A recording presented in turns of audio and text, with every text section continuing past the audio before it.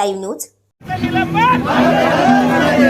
राष्ट्रवादी काँग्रेस पार्टीचा चंद्रकांतांना दानवे तुम आगे बढ़ो। आमचे भोकरदनचे प्रतिनिधी प्रताप साळवे यांनी दिलेल्या माहितीनुसार नागपूर येथे सुरू असलेल्या राज्याच्या हिवाळी अधिवेशनात राष्ट्रवादी काँग्रेसचे प्रदेशाध्यक्ष तथा आमदार जयंत पाटील यांच्या काल अधिवेशनात झालेल्या निलंबनाच्या निषेधार्थ दिनांक 23 रोजी शुक्रवार रोजी सकाळी शहरातील छत्रपती शिवाजी महाराज चौकात माजी आमदार चंद्रकांत दानवे यांच्या नेतृत्वाखाली राष्ट्रवादी युवक काँग्रेसच्या वतीने निदर्शने करण्यात आली। यावेळी 50 खोके एकदम खोके खाऊन मारलेत खोके, शिंदे सरकारचं करायचं काय, खाली मुडकं वर पाय अशा घोषणांनी परिसर ग्रामीण केला होता।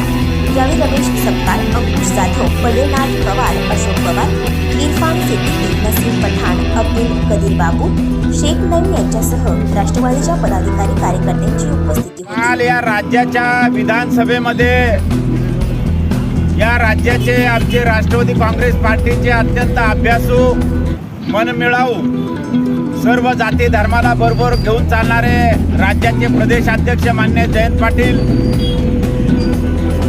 सभागृहामध्ये काही आमदार बोलत असताना, नागपूरच्या हिवाळी अधिवेशनमध्ये काही आमदार बोलत असताना या शिंदे सरकार आणि भाजप सरकारमध्ये जो काही जमिनीचा घोटाळा झाला त्या घोटाळ्यावर बोलत असताना माननीय प्रदेशाध्यक्ष जयंत पाटील बोलत असताना म्हणले की किती निर्लज्जतेचा कळस गाठला असं त्यांना बोललं असताना त्यांना 5 दिवसासाठी या हिवाळी अधिवेशनमधून बडतर्फ करण्याचं काम केलेलं आहे। त्यासाठी आज राज्यामध्ये युवक राष्ट्रवादी काँग्रेस पार्टीच्या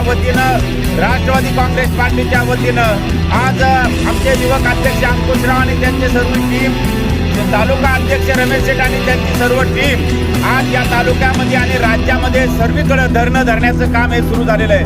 आणि खरोखर हे सत्यावर बोलायचं नाही आणि त्यांची भीती दाखवायची, पोलीस आणि ईडी या पद्धतीचं काम आज या राज्याच्या अधिवेशनामध्ये झाल्यामुळं इथं राष्ट्रवादी काँग्रेस पार्टी आज सर्व राज्यामध्ये आणि इथं भोकरदन आणि जाफराबादमध्ये धरणं आंदोलन करत आहे।